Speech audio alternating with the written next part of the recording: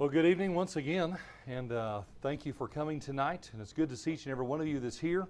We appreciate your interest in the subject that we'll be talking about tonight. Tonight we'll be talking about evolution.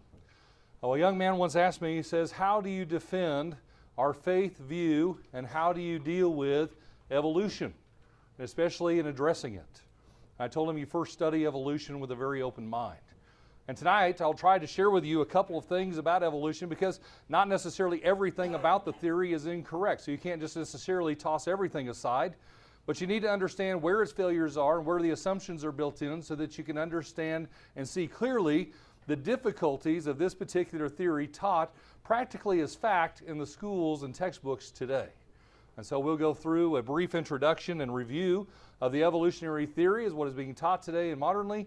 And then we'll go through and we'll look at and we'll apply science and we'll determine whether or not evolution stands on the principles or its foundation such as is being taught today. So when it comes to evolution, the first place we need to start, I believe, is just a simple definition. It is not, first of all, simply a matter of change over time. That's what some people would assume it to be, but it's not just change over time. If it was change over time, it could illustrate it this way. For instance, looking at an older Volkswagen, a classic at that, but one here on the right, obviously one in a state of decay. Well, that's not evolution. That's actually deterioration.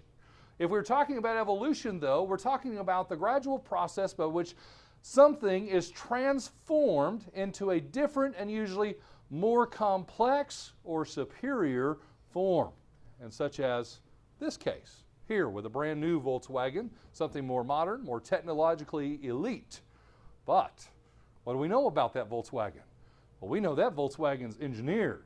Just as the older one was, we know the more advanced version had to be engineered and improved upon. Well, that requires intelligent design. So evolution teaches the idea that things become more complex and more superior, but we know from numerous examples today in life and all the things that we see and enjoy in the technological age, you actually have to have engineering and intelligent design to get to the higher level of complexity. And so that right off the bat stands out as a clear distinction and difficulty for evolutionists to teach. But when it comes to biologic evolution, we focus in even more with regards to life and especially its genesis. The process by which different kinds of living organisms are thought to have developed and diversified from earlier forms during the history of the earth. That's biologic evolution. And in biologic evolution, we obviously know that Charles Darwin proposed origin of the species back in 1859. We understand that in all of the different magazines and literature, we talk about how literally humans evolved from a common ancestor to monkeys or apes. We also have learned how humans have supposedly evolved over time from early hominids. We'll talk about those things here tonight. But we'll have to start with a very basic beginning, but we will get there eventually. Well, what are the principles of evolution? There's actually 5 main principles of evolution we have to appreciate before we can dive right into this. And I want to remind you of the 5 principles so that we can then come back and dissect and look at each one of them and to determine whether or not they stand on the scientific merit of the scientific method. First of all, there's 2 realms. These are kind of similar but yet different, and we'll talk about them both at this time, but we'll then show the difference between them. One is called abiogenesis and one is called biogenesis. Biogenesis meaning life beginning. Abiogenesis meaning without life beginning. Let's talk about the difference between those. First of all, abiogenesis. It is defined as the original evolution of life or living organisms from inorganic or inanimate substances. We refer to this as spontaneous generation.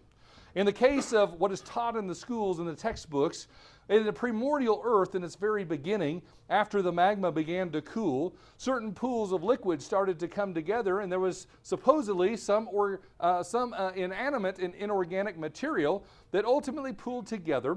And then when the energy of an electrical shock, such as lightning in this case, during this volcanic and magmatic period of Earth's history, struck this particular chemical pool, then suddenly life or organic material came to be, spontaneously generating. Now we refer to that as really life beginning from a lightning rod, or from lightning striking a mud puddle. That's the simplest way to remember it. But that's how they're teaching it today. Supposedly, that's how life got its start. Well, it turns out, and science tried to prove this hypothesis, and in 1953, a student by the name of Miller, under his university professor Urey, put together an experiment in which they tried to create this same situation, in which they took a chemical mixture of inorganic material, and that they ultimately heated it up, put a spark to it, and then tried to make organic materials such as amino acids, such as also methane and certain carbonic elements. Those are needed for basic building blocks of life. And so what they did is they engineered a chemical concoction under what they hypothesized to be the right mixture of earth elements that would need to be present to ultimately spark and create this organic material. Well, they actually succeeded to a certain degree. And they made certain things that were obviously organic materials or organic building blocks. But here's the problem with it. Number one, it had to be engineered. Again, an intelligent design had to go into making this scientific experiment work. Number two, the problem is we don't know what primordial Earth would have been like, therefore they're just making up what they think is the best recipe. They have no proof that that was actually that was the materials available at the time of this hypothesis. Number three, the elements that were created, anytime you study organic elements, there's what's called chirality, meaning that there is a certain order of which structured elements are paired together to where whenever you look at them, you can have things like, for instance, just a crude example, my left hand and my right hand. And when they come together, they look just like one another and they're mirror images. But here's the problem. Mirror images are not exactly representative, are they?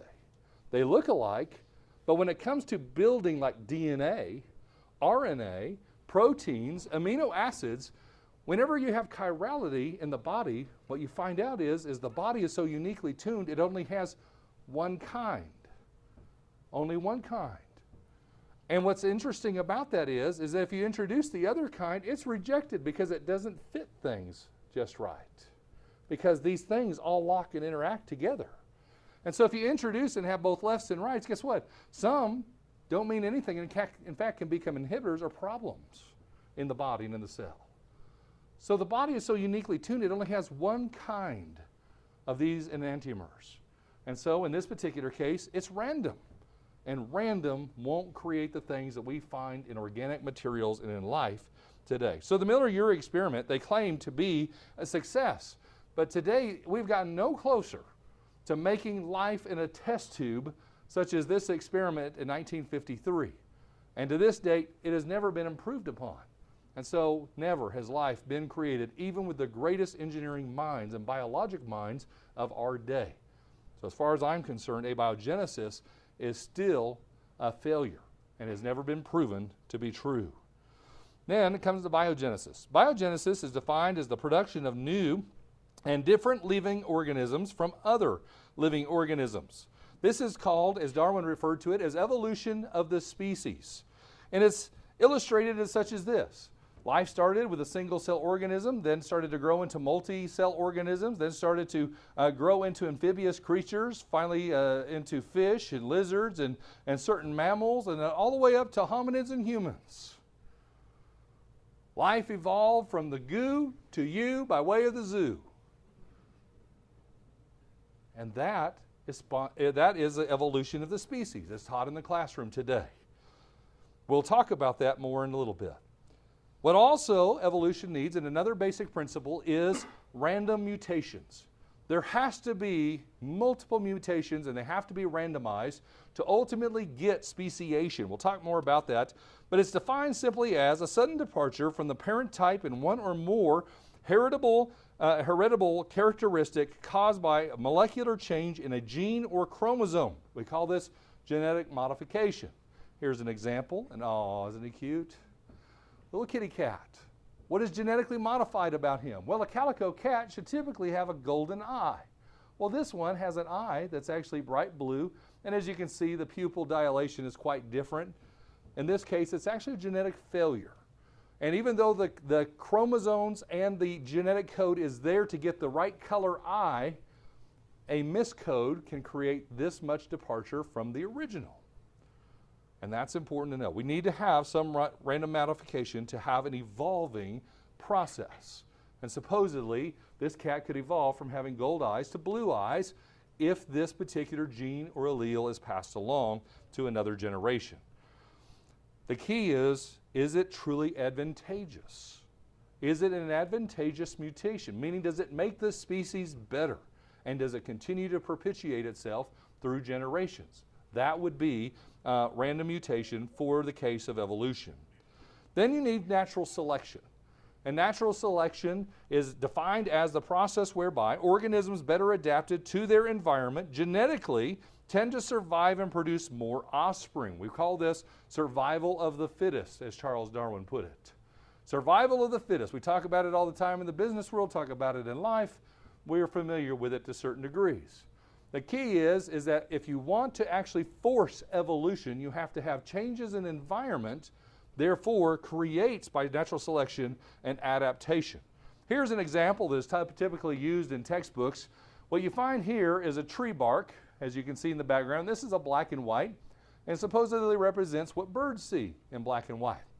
What you have here is this brilliantly colored white moth, peppered, and you can see that it obviously stands out like a sore thumb on a dark brown barked tree, and therefore it's highly visible.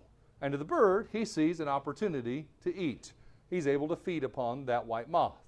Well, the bird obviously is going to do well if he has a white moth to eat. But the problem is the white moth genetically stands out like a sore thumb, and it is going to ultimately see a diminishment in its population, if not completely weeded out of the population altogether. But how many of you saw this dark colored moth down here below?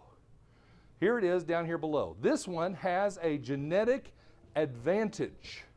And so natural selection would say ultimately the white moth would die out, therefore the dark colored, or black moth in this case, would ultimately be the one that survives, and you should see a genetic shift from white moths to black moths. Here's the problem with that. Can that white moth land on anything else? Is there not white colored trees out there that white moth can land on that the black or brown moth is going to be picked out? Well, of course. And that's the problem with this. They try to hone this in so tightly on a definition that they forget there are other options out there. And here's the other thing.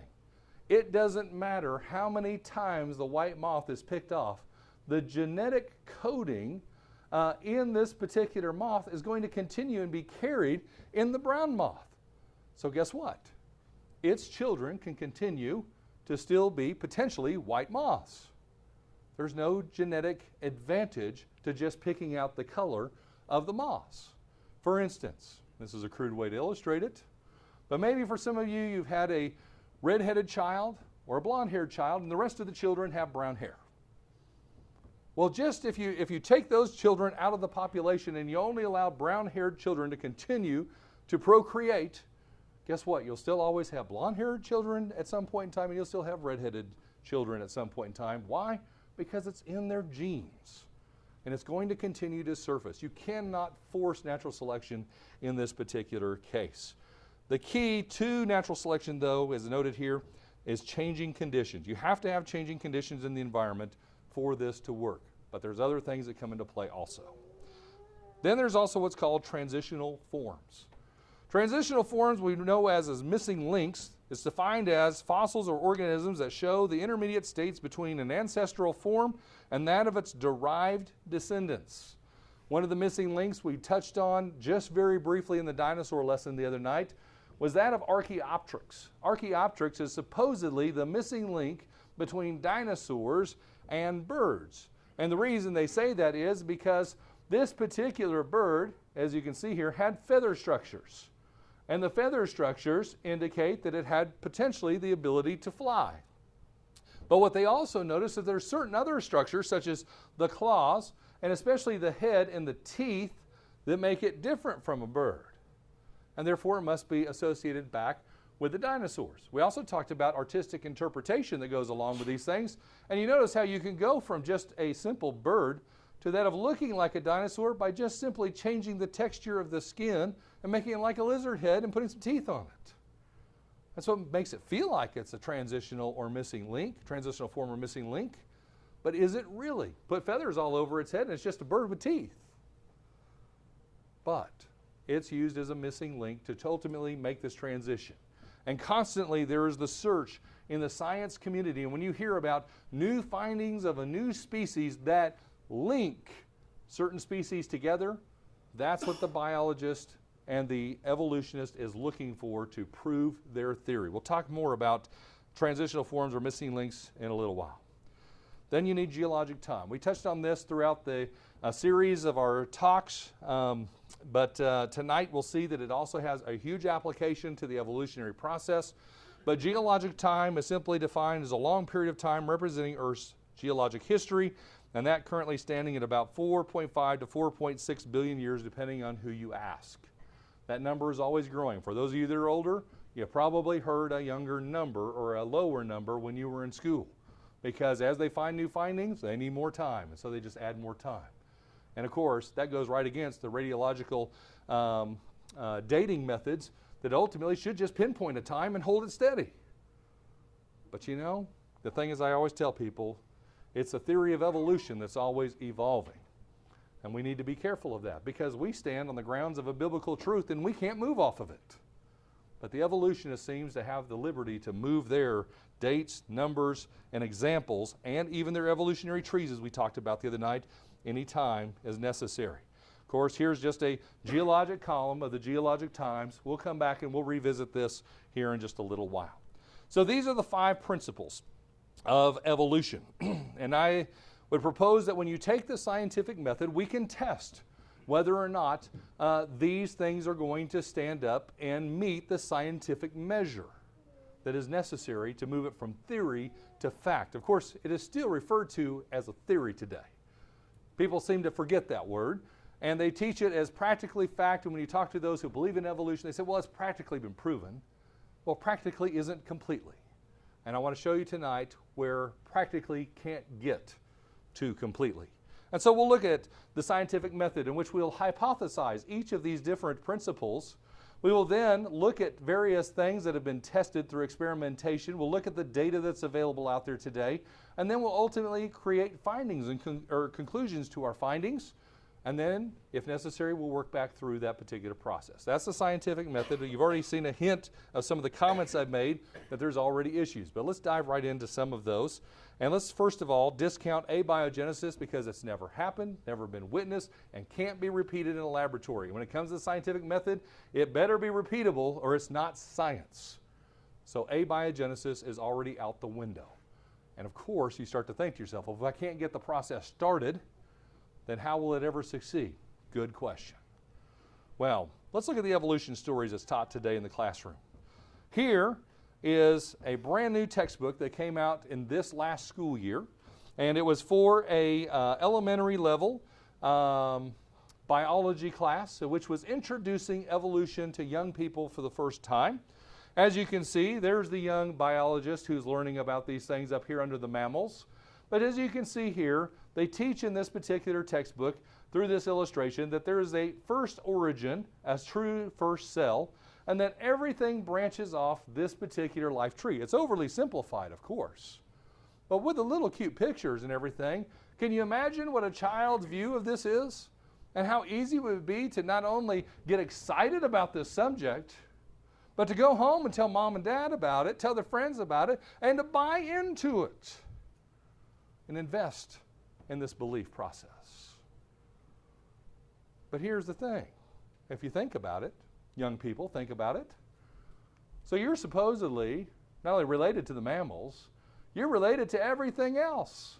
You're related to starfish, sponges, worms, mollusks, jellyfish.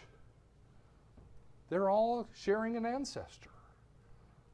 Everyone's related according to the evolutionary process because we have one point in origin, one beginning of life that ultimately evolved into all the things we see today.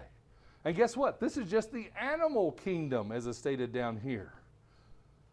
That doesn't include plants, trees, fungus, mold, bacteria.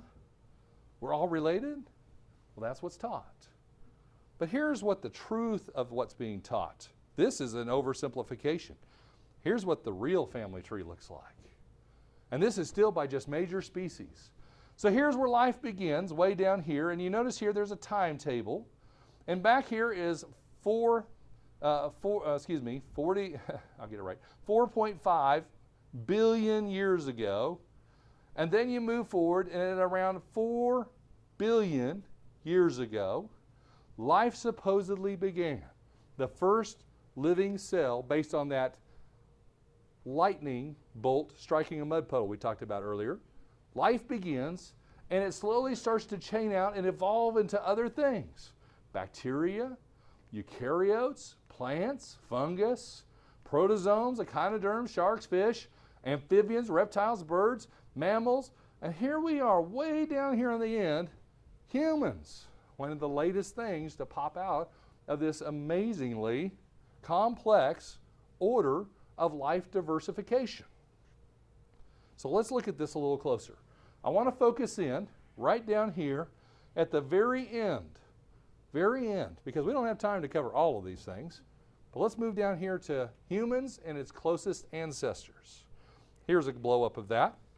And so what we have here is we have the great apes, where the humans fall, apes, which go out here and catch lesser apes. There's also monkeys. There's also prosimians, including the lemur.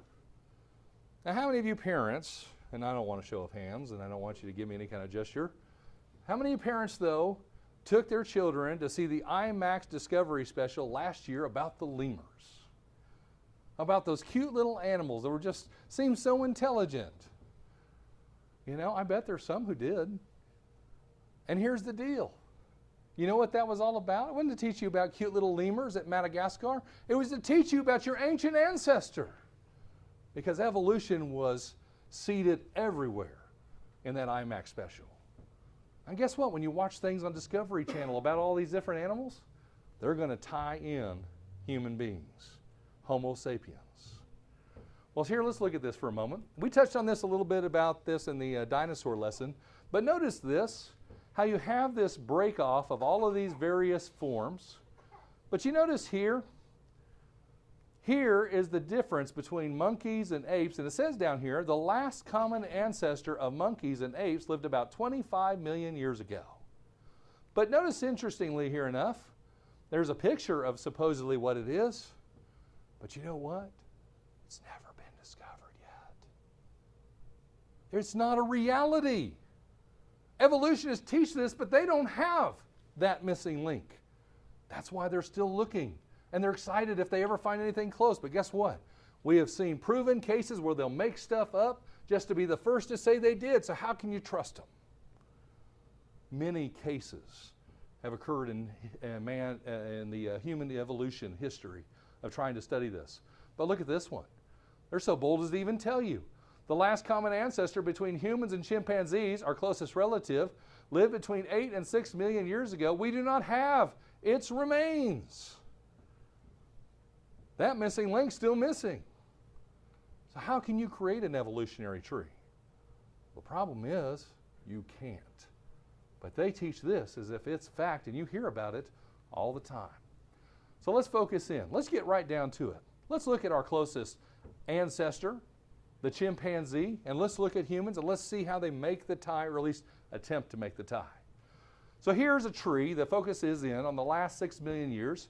Supposedly, we have a shared hominin ancestor which is not identified because we don't know what it is.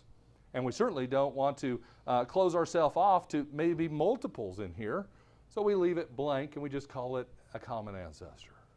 Well, here's chimpanzee.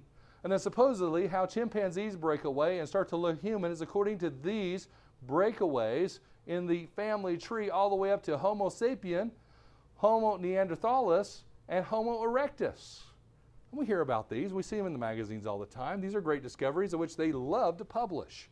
because to them, it just makes all the sense in the world. Well, here's the problem with that.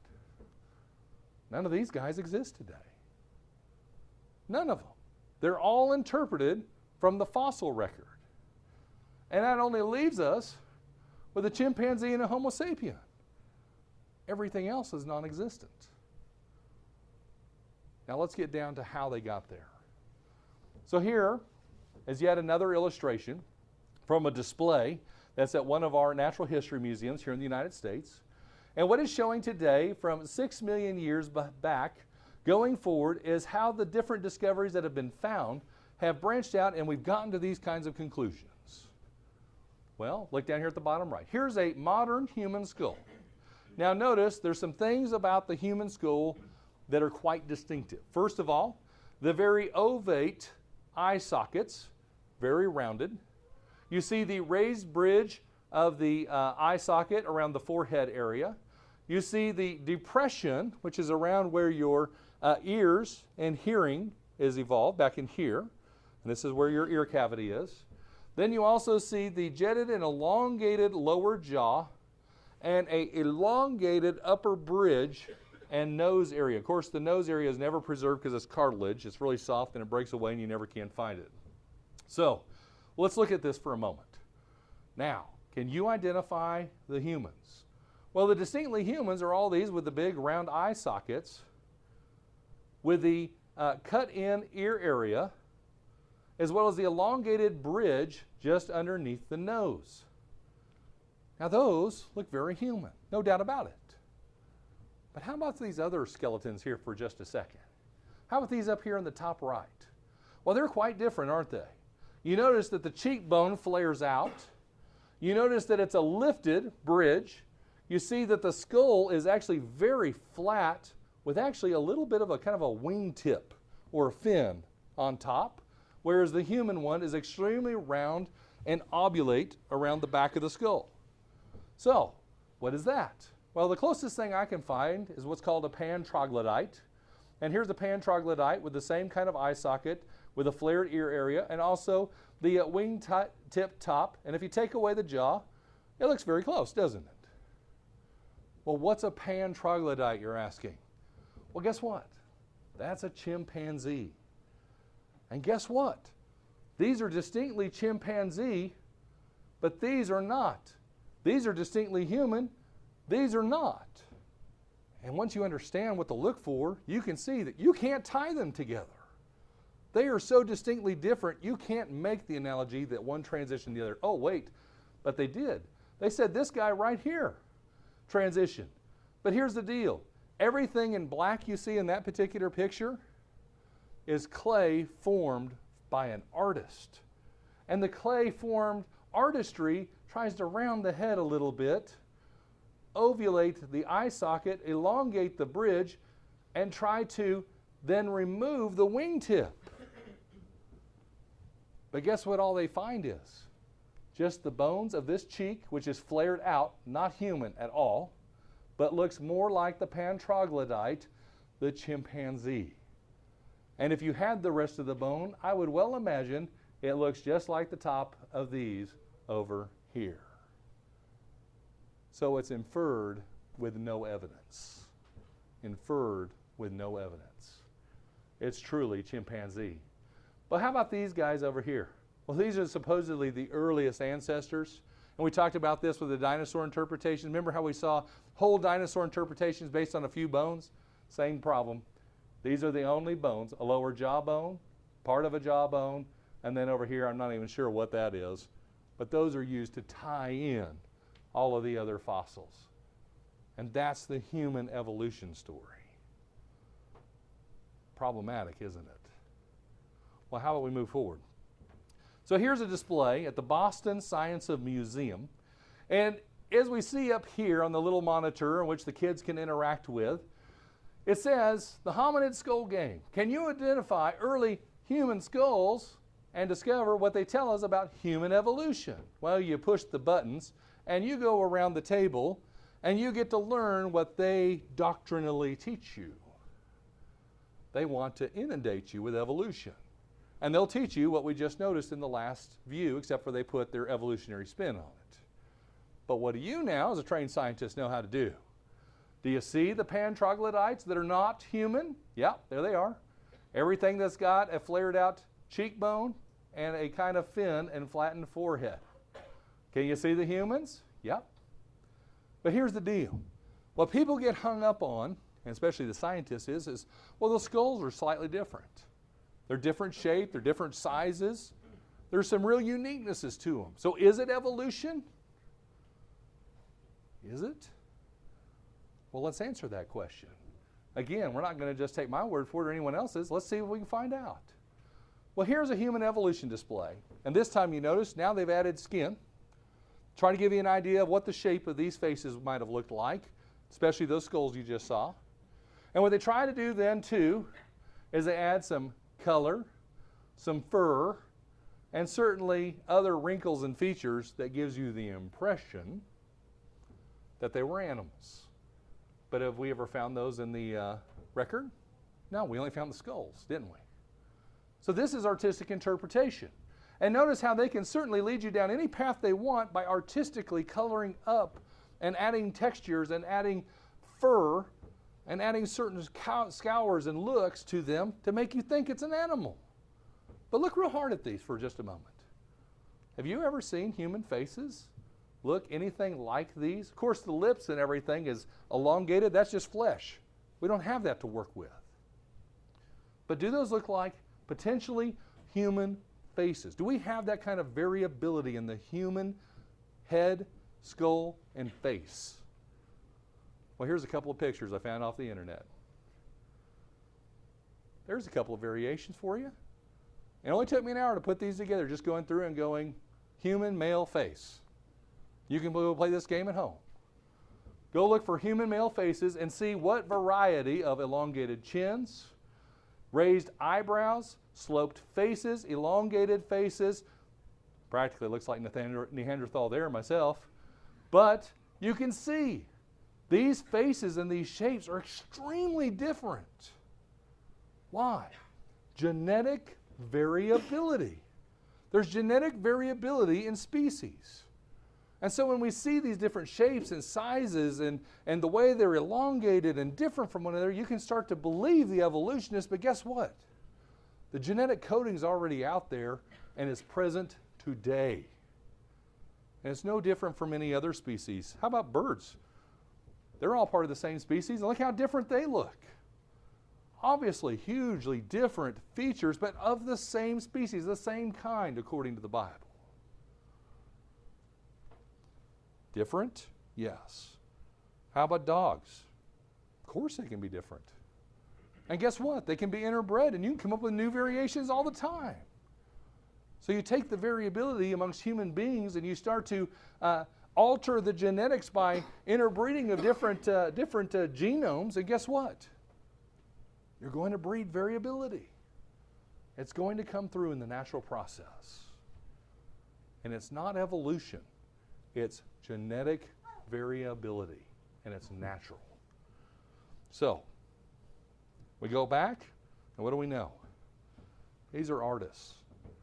These aren't scientists. These are artists leading down this path.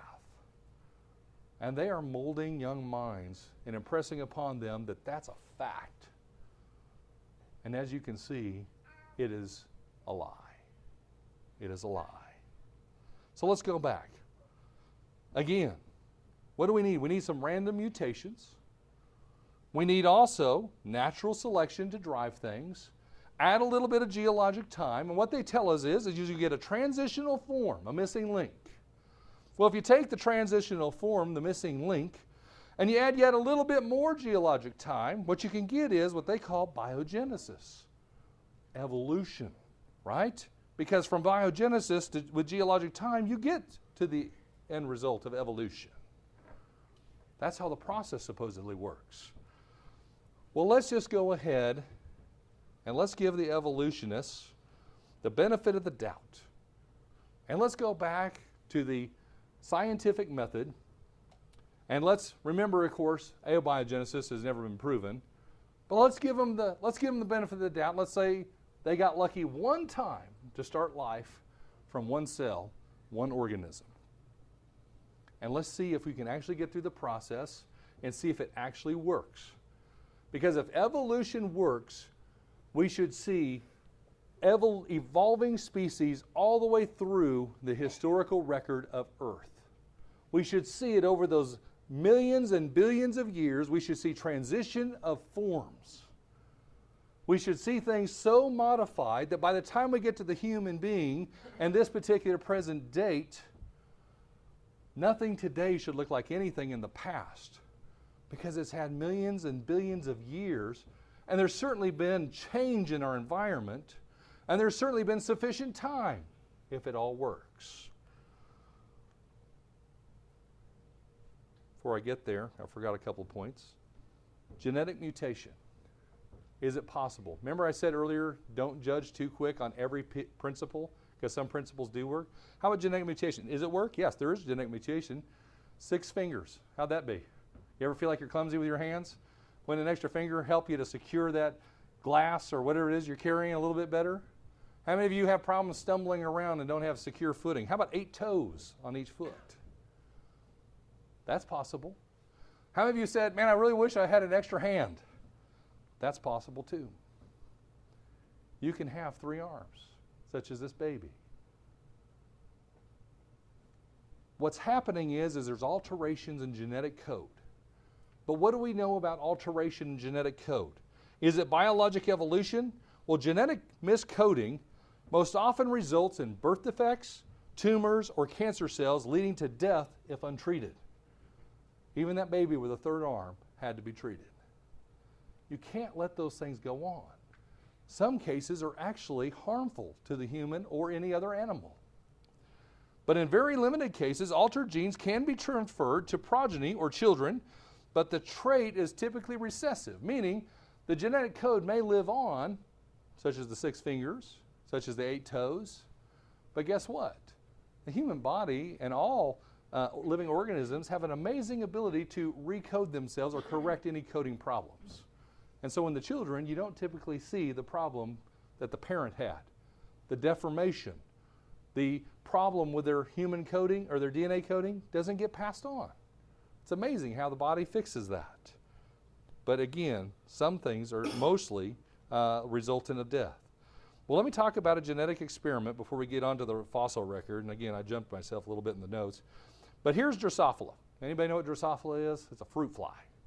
And it's a cute little thing up close, but you hate it when it's buzzing around your face. But here's what we know about Drosophila. Drosophila, fruit flies, actually breed and can go from egg to adulthood and reproduce in 10 days. That's fast. It's an extremely fast process, meaning they can multiply like crazy. Mosquitoes are kind of like that, not as fast a reproduction cycle, but fruit flies can go crazy once they get into their reproductive cycles. You can actually have about 35 generations of fruit fly a year. You can have 1,000 generations of fruit fly in 25 years. And so what is that good for? Well, it helps you to do experimentation. If you want to see how things change genes especially, or if you want to mess with the genes, you can see what the effect is really quickly over a time span. Because you know, when it comes to humans, it takes 20,000 years, according to the average reproductive cycle of human beings, to reach 1,000 generations. So the fruit fly is highly advantageous. It's small, it's easy to work with in the lab, and you can get lots of generations. What is that good for? Well, it's 800 times faster, so you can study it more efficiently. But here's the other thing. It synthesizes time. Because when you have things that breed quickly, you get to do things much more rapidly with that particular species than you can any others. But you know what else? These things lay up to 100 eggs a day. And you can have 2,000 eggs in the lifetime of the Drosophila, and therefore you can maximize population, therefore maximizing variability. And so they've been studying Drosophila for a long time, especially in genetic experiments and looking at mutations. And guess what they've done? They've been able to come up with all of these different looking Drosophila. You can have dark colors, you can have light colors, you can have big bodies, you can have small bodies, all kinds of variation. For instance, you can have just this much variation in eye color. You can have multiple colors. You can have no color. You can have red. You can have black. All kinds of color. They've been even successful in making a 4-winged Drosophila by altering the genes. Well, we see that's possible because we saw the 3-armed baby earlier, didn't we? So you can do that. But here's the deal. 2004, scientists had an amazing breakthrough. They saw a new species born, according to the BBC online press. It says there in the article, whether the two closely related fruit fly populations represent one species or two is still being debated by biologists. However, university researchers believe the insects are in the early stages of diverging into separate species. In fruit flies, there are several examples of mutant genes that prevent different species from breeding, but scientists do not know if they are the cause or just a consequence of speciation. Here we are 11 years later, and they still have not been able to confirm this or not. But here's what I find in this. Yeah, they try to promote new species born, and guess what? There's catchy titles all the time that are false, because at the end of the day, it's still being debated by biologists. Researchers are believing, putting faith in this idea. And what do I also see? Scientists still don't know. That's really what it comes down to. And so, yeah, you can have genetic mutation, but can you have speciation leading to evolution? That has not yet been proven. Now, for the part I jumped to earlier, the fossil record. We're going to close by just looking at some examples from the fossil record, and you tell me, after this is over, if evolution is at work or if it is not. So here's geologic time, all the way back to the beginning of time for Earth, supposedly 4.5 to 4.6 billion years ago. And what you have is you have what's called this big era called Precambrian. Cambrian really meaning life evolving. So Precambrian, pre-life evolving, then you have actually here really the big life section. Now, of course, the problem here is now evolutionists needed more time, so they moved back to actually the first life all the way back here to 4 billion years. And they moved that back a long way just in the last 15 years. It's amazing what they've done to try to get what they need. But here's what I want to focus in on. I want to focus in on just this realm back here, the last 550 million years. Because in the last 550 million years, that's when you see a huge explosion of fossil life in the rock record. To give you an idea of where we're at, there's a couple of iconic fossils I'll remind you of. We're in the Cenozoic, that's the humans. We're way down here at the very end. We're just a tip on the end of this thing. But at 65 to 230, even 245 million years ago, you had the age of the dinosaurs. And we looked at some of that this week. But you know, going back to the 240 to 520 million year Paleozoic time, we actually have these little things called trilobites. And trilobites are collected by a lot of folks. Maybe you've seen them, maybe you haven't. They're fascinating, and they are extinct today just as the dinosaurs are extinct today. But those are iconic fossils found in those particular time frames. So they're not here today, and so evolutionists point back to them and say, well, because they're not here today, things have evolved past these critters. All right? Let's see if the evolution's been working or not. This is called the sand dollar, and most of you have collected it in a different form of this, but this is what the sand dollar looks like when it's alive. Most of you find one that looks like this. Well, it's just this little skeleton, and that's all you find on the seashore. But it's these little furry things that live out offshore, and they're cute to look at and pretty soft to handle. But here's the deal. These fossils, which look exactly like the ones today, are 20 million years old. Meaning the sand dollar hasn't changed in 20 million years. Now, is that possible? Based on just the little things we've studied about evolution here tonight? Can 20 million years explain? Okay, maybe that's too small a number. The evolutionists say we need more time for evolution. And not everything evolves as quickly. Okay, let's move on.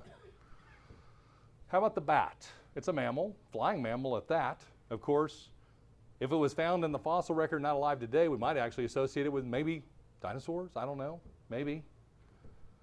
But here's one in the fossil record, and it looks just like the skeletal structure of a bat today. And guess what? That one's 50 million years old, and it hasn't changed either. Okay, so 50 million years, and we're moving back in the Cenozoic here, almost back to the time of dinosaurs, and supposedly this mammal has never changed. How about a horse? also 50 million years old and up. Unfortunately, buried with fish, other fossil fish in the same rock.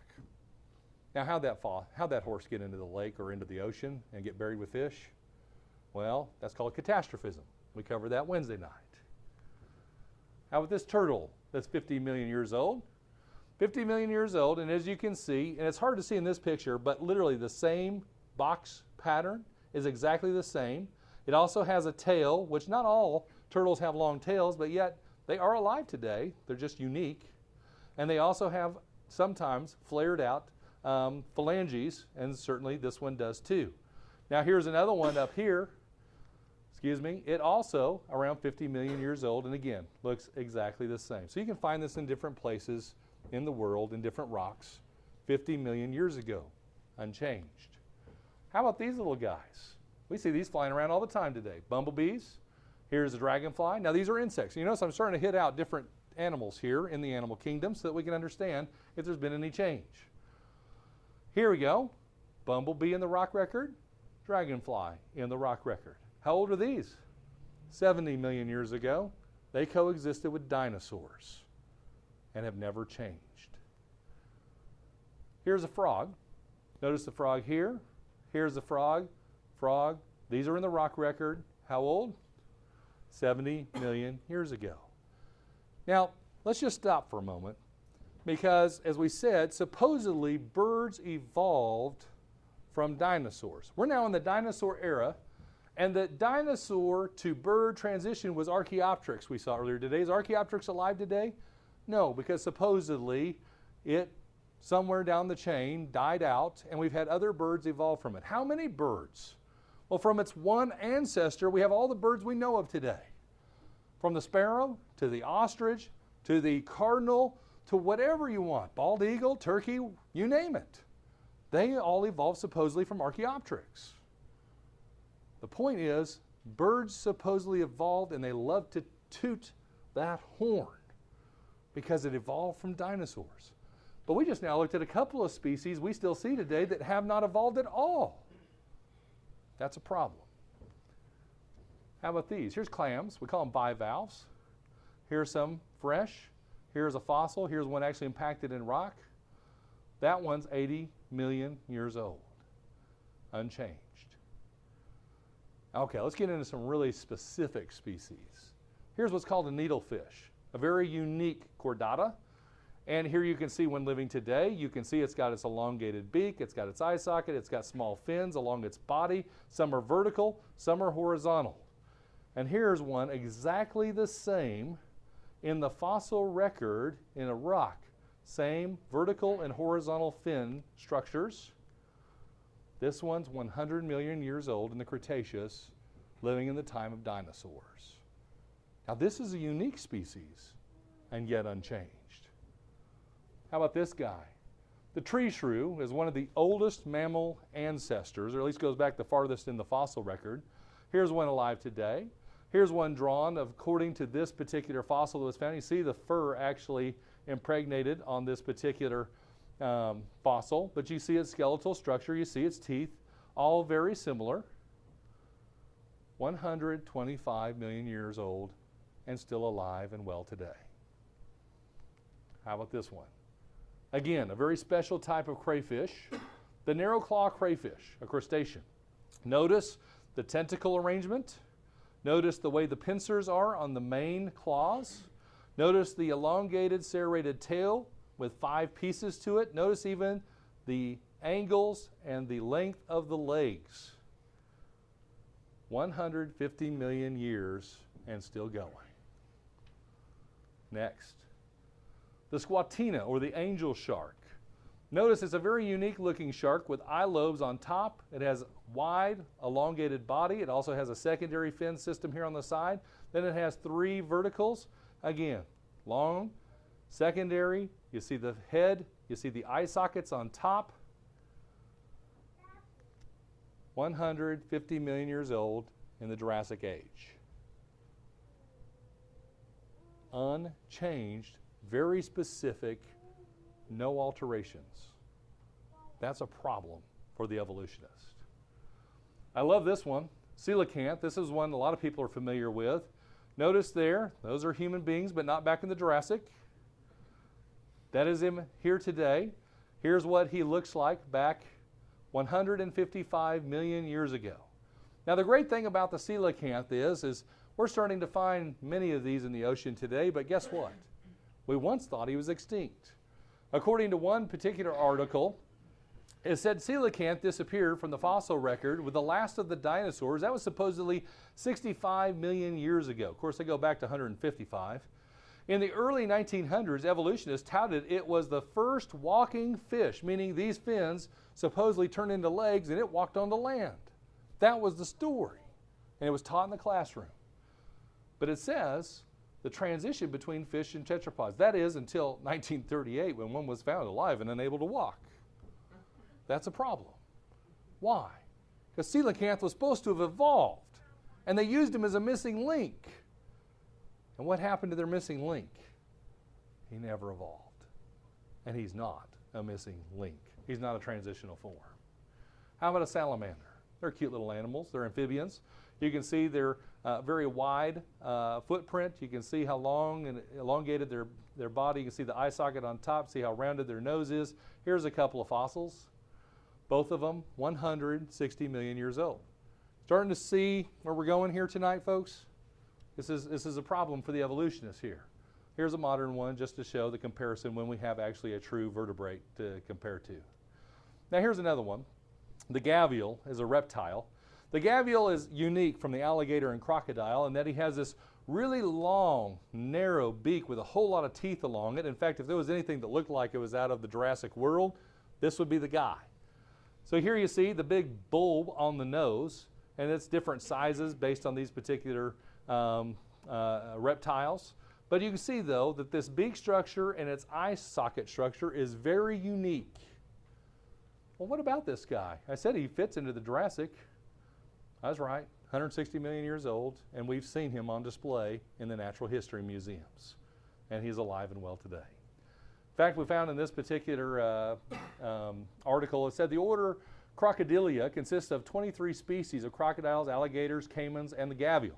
Crocodiles first appeared nearly 160 million years ago and have changed very little since. I would say hasn't changed at all. In fact, I could show you pictures up here of alligators and crocodiles that look like alligators and crocodiles today. I just wanted to use a very specific case for you to view tonight. Then you have this guy. Here's what's called a horseshoe crab. I'd actually seen this in paleontology books back when I was in school, and I thought to myself, what an ugly looking critter. I mean, it's kind of scary looking. He's got a hard shell on top. He's got little feet and things underneath him, and he kind of hinges, as you can see here. And he's got a long spiky tail. This thing looks like not only a good defensive animal, but a very good offensive animal. But then I was in South Carolina a few years back, and I actually found a shell, just like this one, laying on the shore. And I thought to myself, wait a minute, I've seen that in the fossil record. What's it doing alive today? Well, it's because it is well and alive today. But guess what? He's 160 million years old also. But here's another one.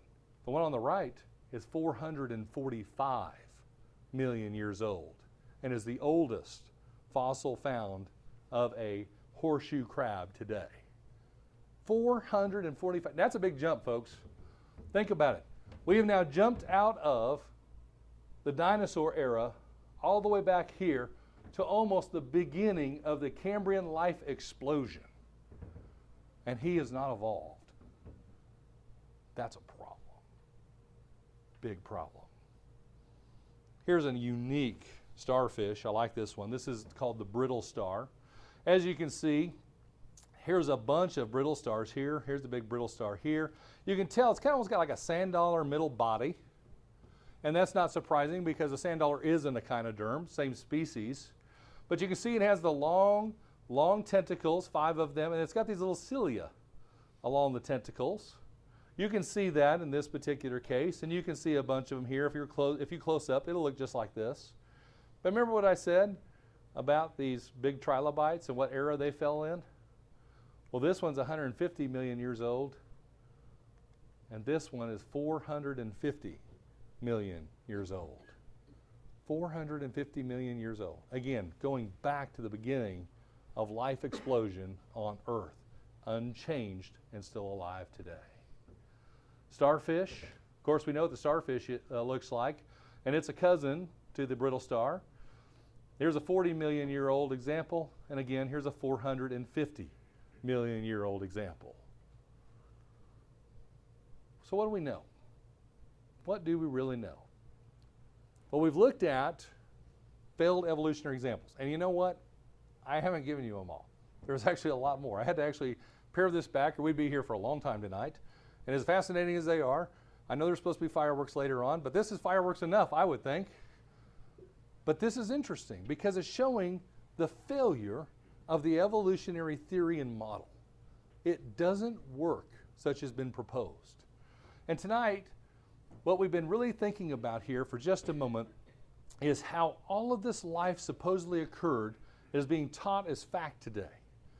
But here's the deal. If you back up to the life explosion of the Cambrian, which is on this circle here, 550 million years ago, the problem with this illustration that is shown here is right off the bat, the evolutionist wants to mislead you. Why? Because 550 million to 4 billion is actually 6 times greater in time than where all of this life begins. Which begs a question. If all of this life could have evolved in the last 550 million years, which we saw actually fossils showing that doesn't happen, then why do we still only have just one point of origin and only a few species created over a period that's 6 times longer? If the conditions were good enough to start life here, why didn't it start lots of places and many times? If it only took 500 million years from the Earth's birth to the time life could get started, life should have got started multiple times, and that shows evolution has a problem right there. Because you can't get spontaneous generation, according to them, but only once. Once. Now, that doesn't make sense to me. Mathematical probability says if I could get it in the first 500 million, when this Earth was cooling as a magnetic ball in space, and in the first 500 million years I can get life started, the conditions have certainly been better ever since, and I should have got life started over and over and over again, and I should have all kinds of crazy looking critters out there. The problem is we have the same critters today that existed all the way back in this time period, exploding life here in the early beginnings. And what did we see? We saw examples of all of these going back from the present back to some original point in this chain as unevolved. And yet, all of this is showing all of these evolving branches, and yet we have some branches that have been broken. That's what really we've shown. The branches have been broken.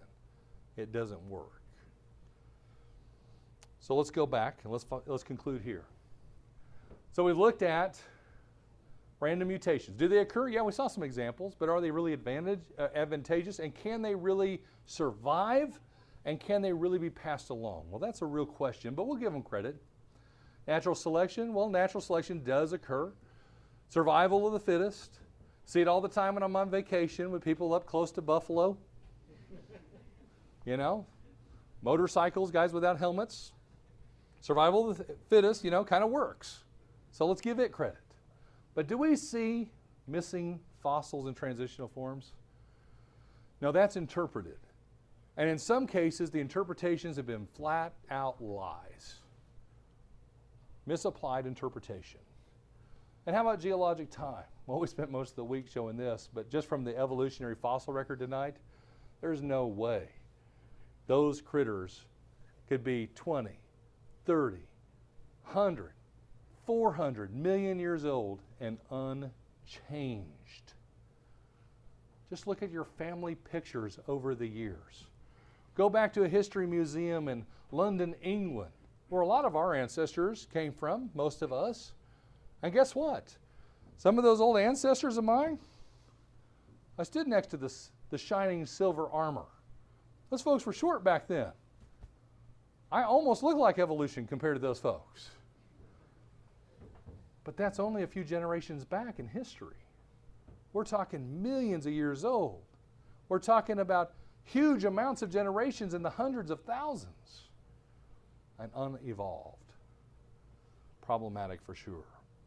And so not only do you have a failure of abiogenesis, you have a failure in biogenesis altogether. You can't get new species such as being proposed. And we don't see evidence of it, but we hear about it all the time, don't we? So we can't have evolution. Here's a couple of quotes I want to share as we close. Number one, Charles Darwin, in his own Origin of the Species, 1859, he said, "The number of intermediate varieties," meaning missing links, "which have formerly existed on Earth must be truly enormous. Why then is not every geological formation and every stratum full of such intermediate links? Geology assuredly does not reveal any such finely graduated organic chain. And this perhaps is the most obvious and gravest objection which we can be urged against my theory." I agree. Charles was right.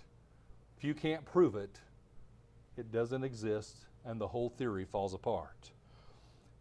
Dr. Stephen Jay Gould, in 1980, who was a professor of the geology of paleontology at Harvard University, helped to set up many of the paleontology and paleontology museums today, and also the hominid human histories, said the absence of fossil evidence for intermediary stages between major transitions in organic design, indeed our inability, even in our imagination, to construct functional intermediates in many cases, has been a persistent and nagging problem for gradualistic accounts of evolution. Again, I agree. These were the greatest minds of their time who pushed evolution and even recognized their own failure. But for those who would grasp onto evolution and wished for it to be true, they moved beyond their concerns. And they didn't let it slow them down. Instead, they moved forward. And people today that push evolution still are missing these key components. But here's the difference. These gentlemen were willing to admit the possible problem. Today, they dismiss it and ignore the problem and preach it as new doctrine, as already be justified and factual, and there being no other alternative theory out there that could possibly challenge it. And what do we see? It's certainly worth challenging because it has a lot of problems. Is it true or is it false? I'm going to let the evidence speak for itself tonight.